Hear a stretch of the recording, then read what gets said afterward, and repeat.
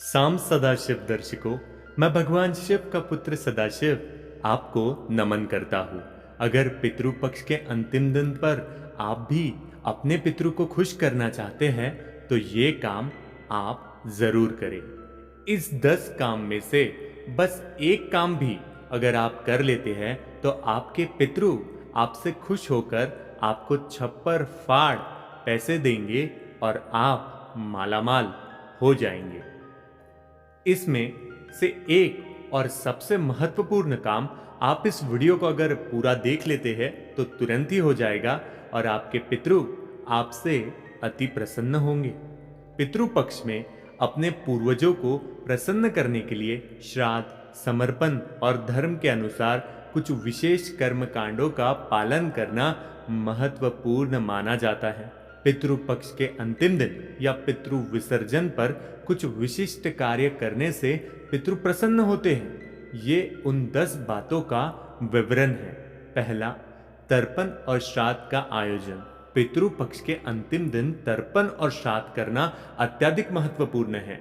इसमें जल अर्पण कर पूर्वजों की आत्मा की शांति और तृप्ति के लिए प्रार्थना की जाती है। तर्पण के दौरान गाय, जल, चावल और तिल का उपयोग किया जाता है। दूसरा, पिंडदान। पिंडदान पूर्वजों की आत्मा की मुक्ति और शांति के लिए किया जाता है। इसमें आटे के गोले पिंड बनाकर उन्हें जल में प्रभावित किया जाता है या किसी पवित्र स्थान पर रखा जाता है। इससे पितरों की तृप्ति के लिए आवश्यक माना जाता है। तीसरा, दान और अन्नदान।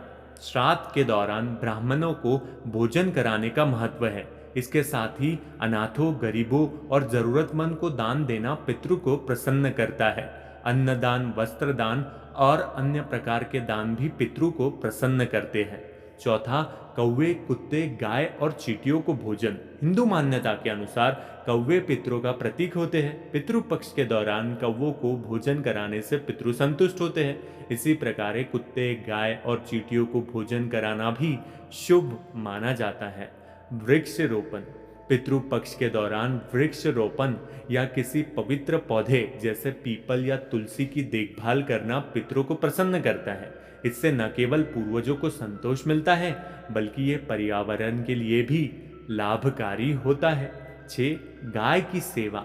हिंदू धर्म में गाय को पवित्र माना गया है और इसे माता का स्थान दिया गया है।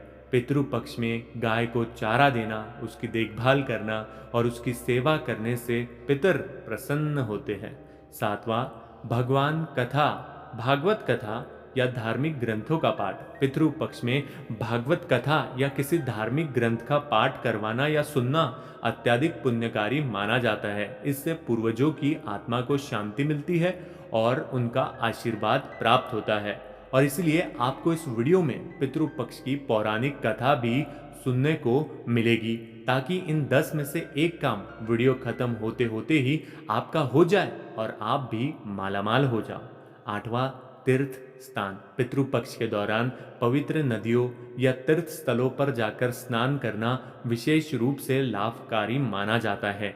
गंगा, यमुना या किसी अन्य पवित्र नदी में स्नान करने से पूर्वजों को मुक्ति का मार्ग प्राप्त होता है। 9वां, विशेष भोजन का आयोजन।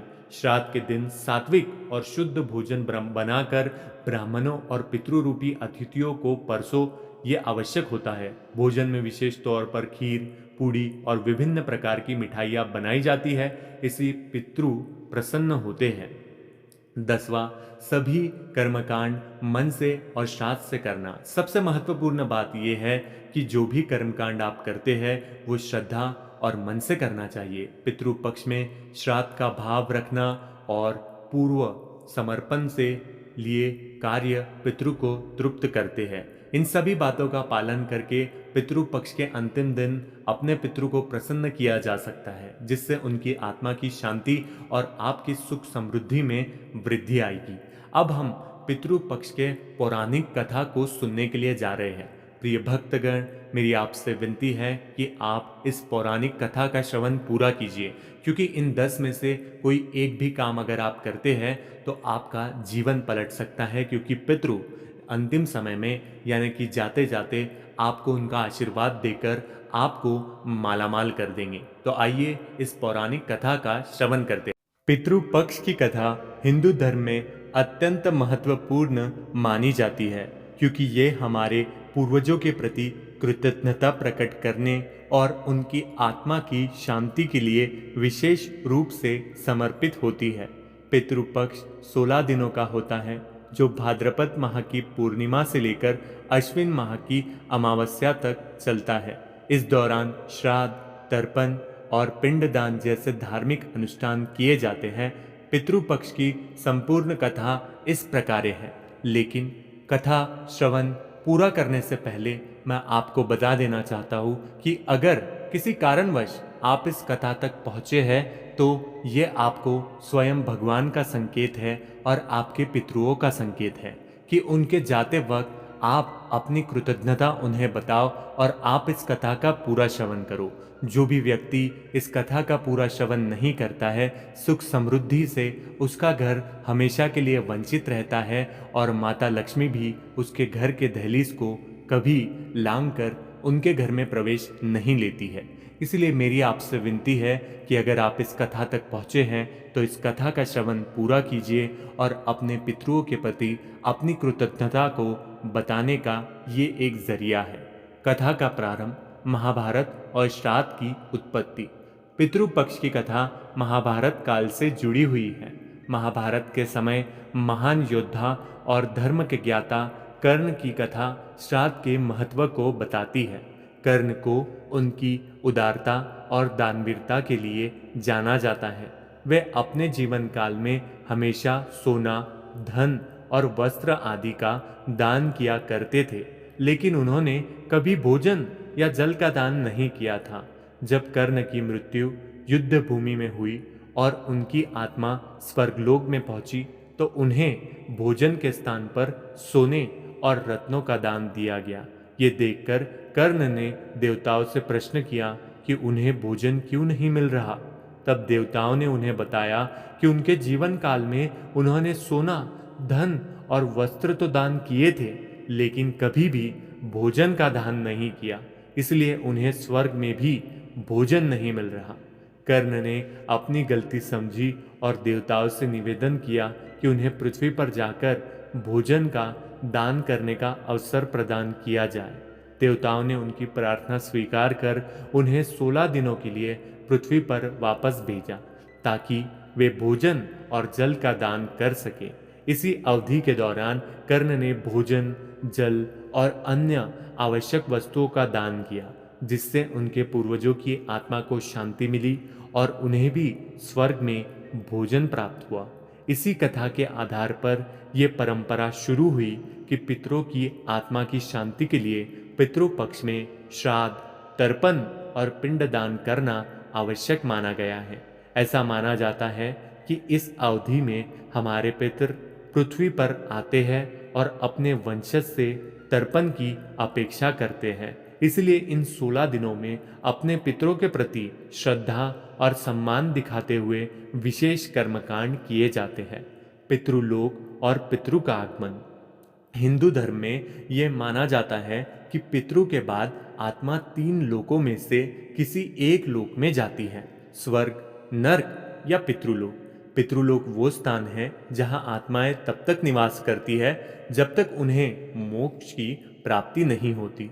पितृपक्ष के दौरान ये माना जाता है कि पितृलोक में निवास करने वाले हमारे पूर्वज पृथ्वी पर आते हैं और अपने वंशजों के द्वारा किए गए श्राद्ध और तर्पण से तृप्त होकर उन्हें मालामाल कर देते हैं। श्राद्ध और तर्पण का महत्व। पितृपक्ष में किए जाने वाले श्राद्ध और तर्पण का विशेष महत्व है। श्राद्ध का अर्थ होता है श्रद्धा से किया गया कर्म। तर्पण का अर्थ होता है जल का अर्पण करना। तर्पण के माध्यम से जल और अन्न का अर्पण किया जाता है, जिससे पितृ की आत्मा को शांति मिलती है और वो संतुष्ट होते हैं। श्राद्ध के दौरान ब्राह्मणों को भोजन कराना, गाय और अन्य पशुओं को भोजन देना भी अत्यंत आवश्यक माना गया है। पितृदोष और उनकी शांति। अगर किसी व्यक्ति के परिवार में पितृदोष होता है तो ये माना जाता है कि उनके पितर अप्रसन्न हैं, या उनकी आत्मा को शांति नहीं मिली है। पितृदोष के कारण परिवार में समस्या आती है, जैसे आर्थिक संकट, वैवाहिक जीवन में तनाव, संतान प्राप्ति में बाधा और इत्यादि। पितृदोष की शांति के लिए पितृपक्ष में विविध वर्ग, श्राद्ध, तर्पण और पिंडदान करना अत्यंत आवश्यक माना गया है। कथा का संदेश। इस कथा का मुख्य संदेश ये है कि हमें अपने पूर्वजों का सम्मान करना चाहिए और उनकी आत्मा की शांति के लिए हर संभव प्रयास करना चाहिए। ये केवल धार्मिक कर्तव्य नहीं है, बल्कि यह हमारे जीवन की समृद्धि और सुख शांति के लिए भी आवश्यक है।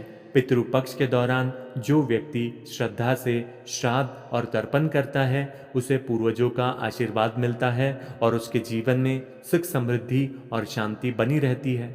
इस प्रकार पितृपक्ष की कथा हमें यह सिखाती है कि अपने पूर्वजों के प्रति सम्मान और कृतज्ञता प्रकट करना हमारे जीवन में एक महत्वपूर्ण अंग है। अगर आपने इस कथा का श्रवण अभी तक किया है तो आप भी तैयार हो जाइए।